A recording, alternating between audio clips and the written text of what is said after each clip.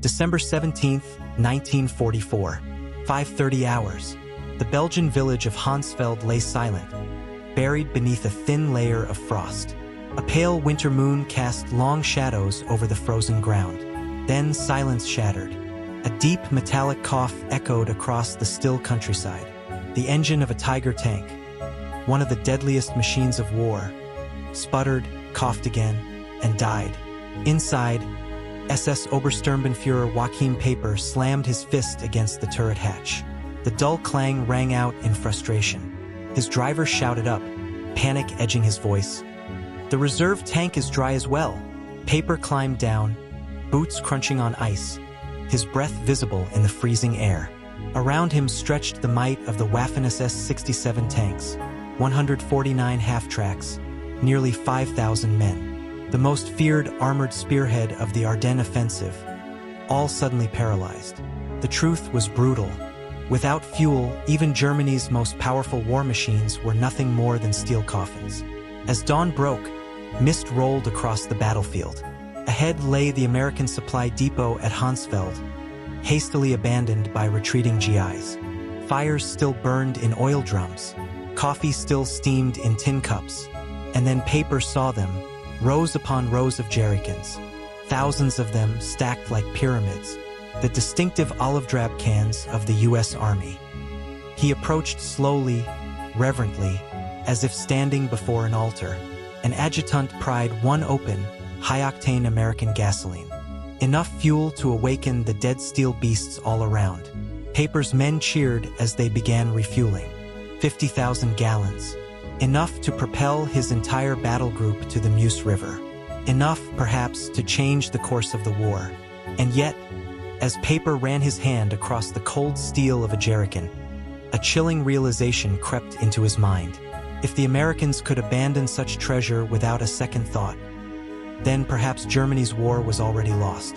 6 months before Peiper's desperate discovery at Honsfeld, the truth had already been written in cold, merciless numbers. June 1944. Deep inside the Reich Chancellery, Hitler sat across from Albert Speer, his Minister of Armaments. Speer placed a grim report on the desk. Allied bombers had reduced Germany's synthetic fuel industry, the lifeblood of its war machine, to rubble. The Luna Works, once producing 175,000 tons of fuel in April, managed barely 5,000 tons by September. Hydrogenation plants at Politz, Bolin, and Brux limped along at less than 10% capacity. The numbers told a story no general wanted to admit. Without fuel, Germany could not wage modern war. While the Reich clung to collapsing synthetic production and dwindling Romanian oil fields, America was swimming in petroleum. In 1944 alone, the United States produced 1.8 billion barrels of crude oil. Germany, scraping every barrel, managed only 33 million, less than 2% of U.S. output. The contrast was staggering. America drowned its armies in gasoline. Germany's panzer divisions rolled forward tethered to horse-drawn wagons. The Reich was trying to fight a mechanized war with the fuel capacity of a pre-industrial nation. Major Friedrich Simon, a German logistics officer, calculated the truth. To reach Antwerp, the entire purpose of the Ardennes offensive would require 4.5 million gallons of fuel. Hitler allocated 5 million, but half of that never even reached the front due to bombed railways and shattered supply lines. The plan revealed a desperate gamble. Germany would launch its last great offensive not with secured fuel, but by betting on capturing American stockpiles. Victory, survival, even the illusion of hope now depended on seizing what the enemy had in abundance. It wasn't a strategy.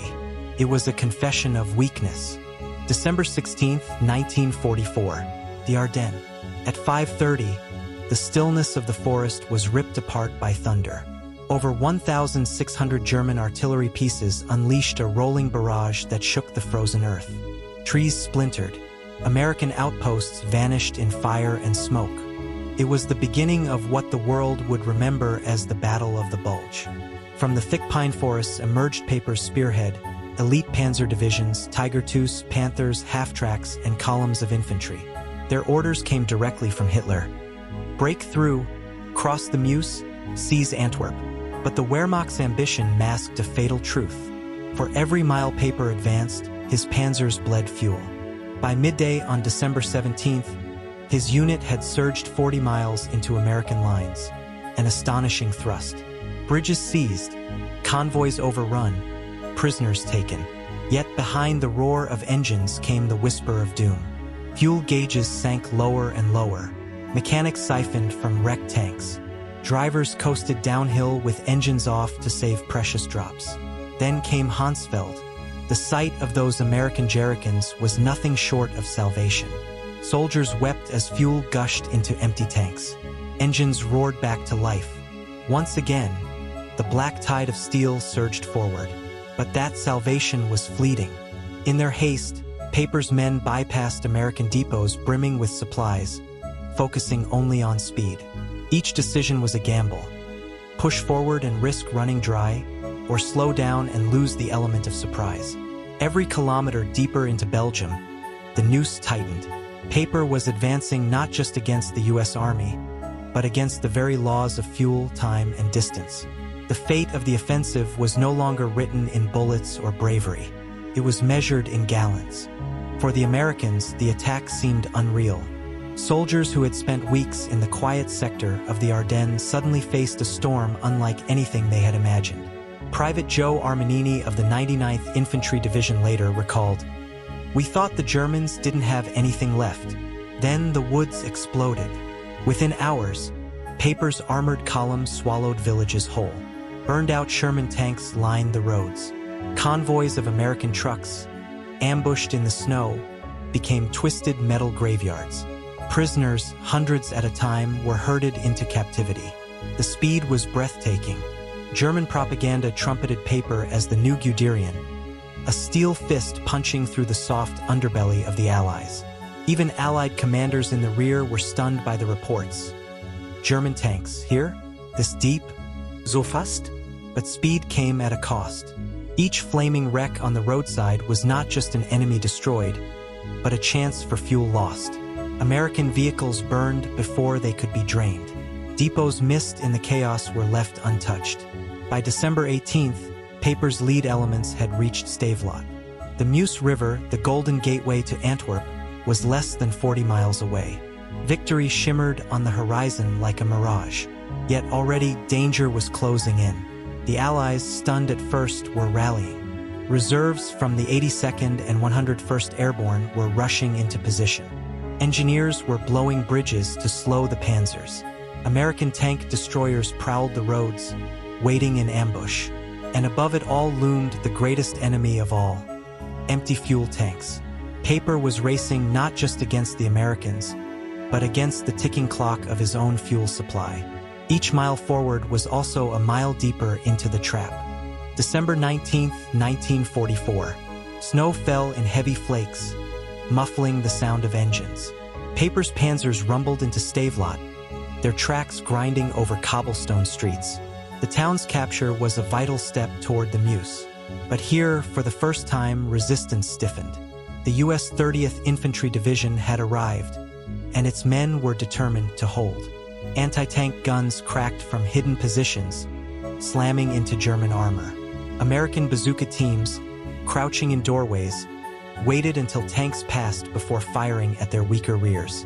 The fighting was brutal, house to house, street to street. German tanks crushed walls to flush out defenders.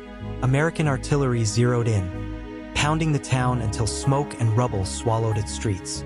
Peiper forced his way through, leaving behind wreckage and smoldering ruins.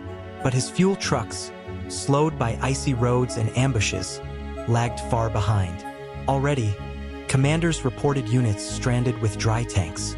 Mechanics cannibalized immobilized vehicles, draining every last drop. Meanwhile, word of Peiper's advance had spread through the American lines like wildfire. Units scrambled to block roads. Engineers mined crossroads and bridges.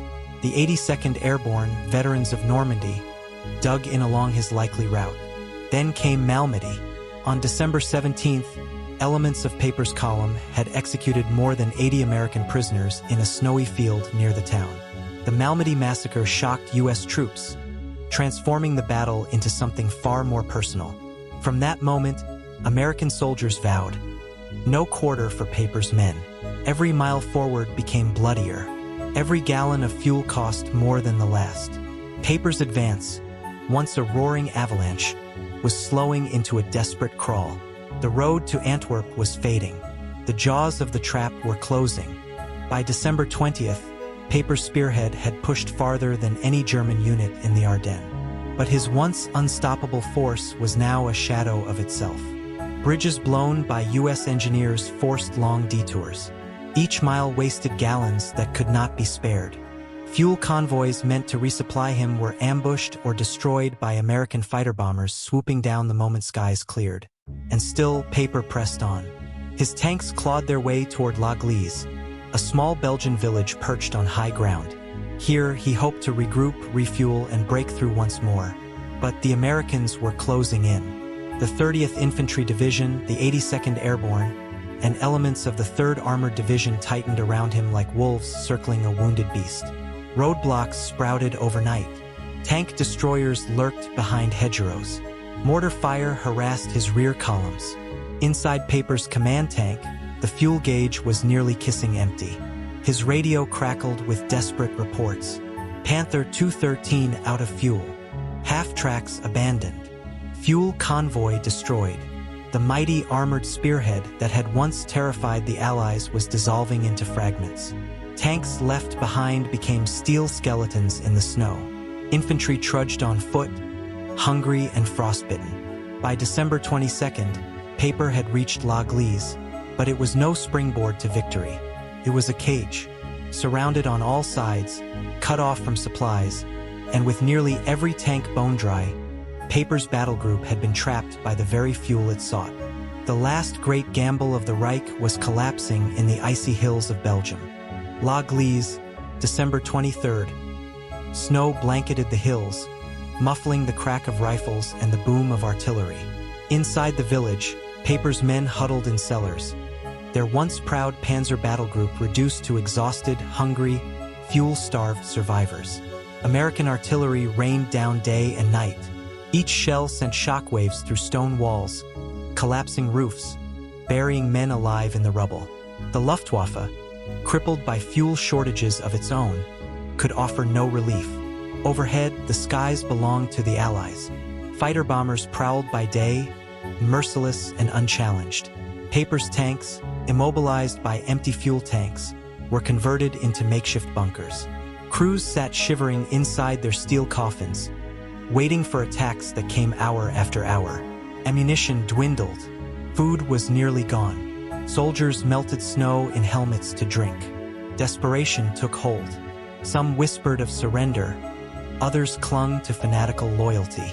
Peiper, proud and unyielding, refused to capitulate. His orders were clear: fight to the last bullet, the last man if necessary.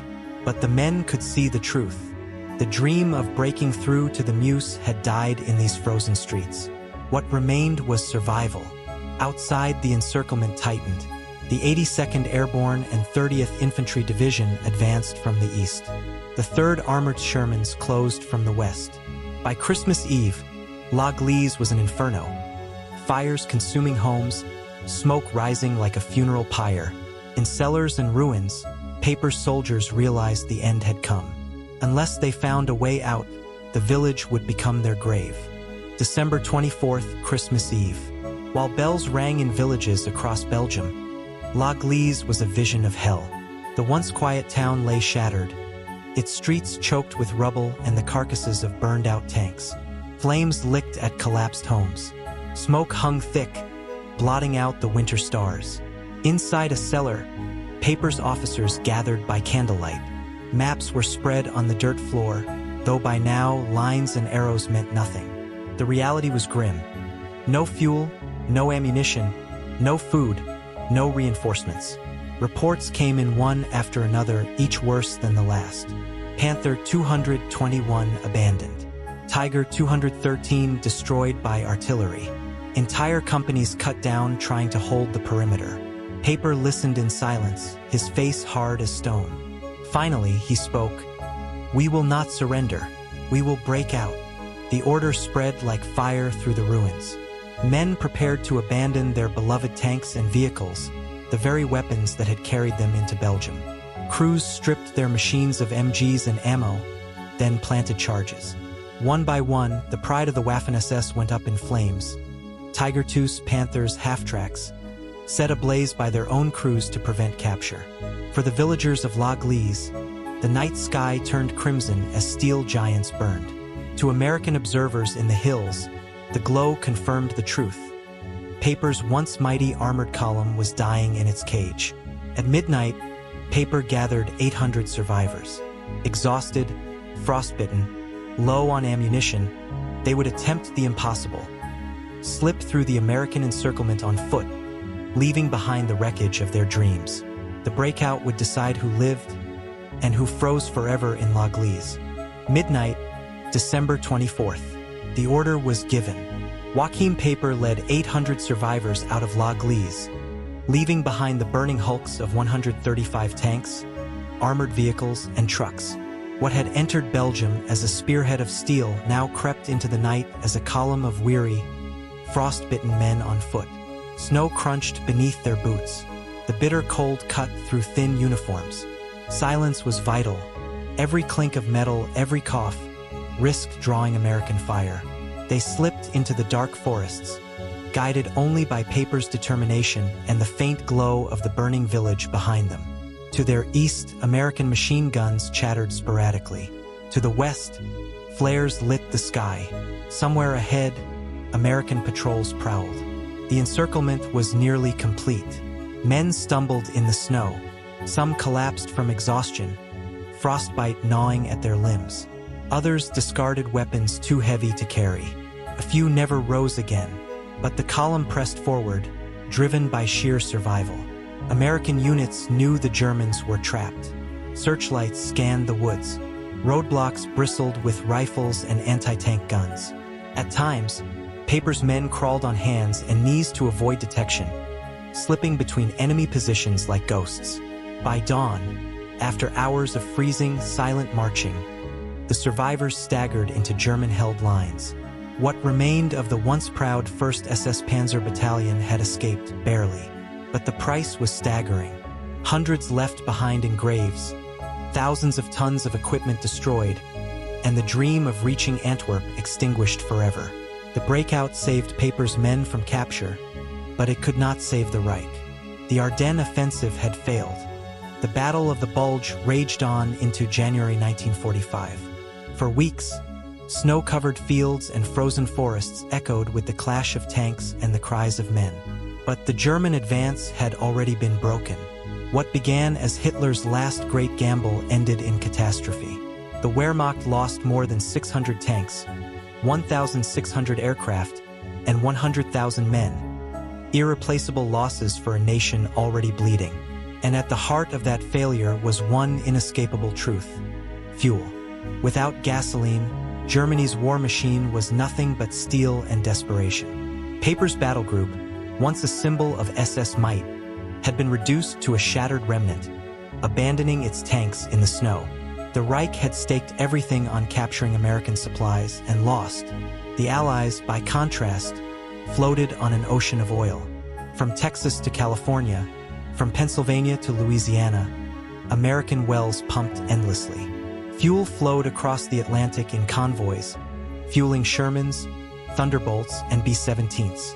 It was this abundance, quiet, invisible yet relentless, that crushed the German dream of victory. Historians would later call the Ardennes the last gasp of Nazi Germany. For the men who endured it, it was a frozen nightmare of fire, steel, and blood.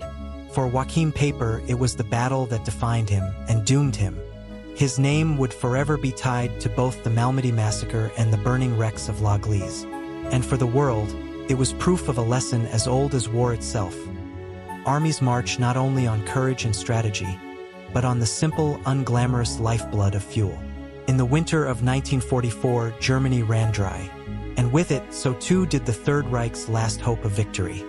40 years after the battle, veterans from both sides returned to the Ardennes. The forests were quiet now, the villages rebuilt, the scars of war hidden beneath green fields and silent roads. At La Gleize, an American veteran of the 30th Infantry Division stood beside a rusting Tiger tank, still frozen in place where it had run out of fuel in December 1944. Next to him stood a former German soldier who had once served in Peiper's column. The American asked the question that had lingered for decades. "Why did you stop here?" The German laughed bitterly.